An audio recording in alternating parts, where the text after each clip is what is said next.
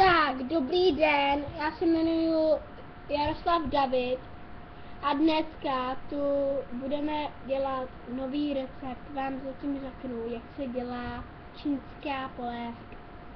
Můžeme začít? Ano, tak 1, 2, 3. Takže v angličtině. Teda žádný recepty. Dnes si povíme o filmech. Takže znáte například akční filmy, například Cesta do středu země, například Cesta na tajemný ostrov, například romány, nějaké romány, horory, například Sav, nějaké hrozné filmy, například Parta odstínu šedí, Kluk od vedle a tak dále. Ale dnes to povíme o hezkém filmu a je to Percy Jackson, Zloděj blesku. Tak se jmenuje jednička, ale jednička moc teda dobrá není, vám říkám.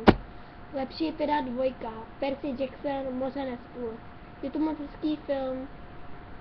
A to je asi pro dnes všechno. A jinak vám přeju hodně štěstí, hodně zdraví ve svém životě. A děkuji, že jste se na toto video podívali a sledovali jste to. Nashledanou.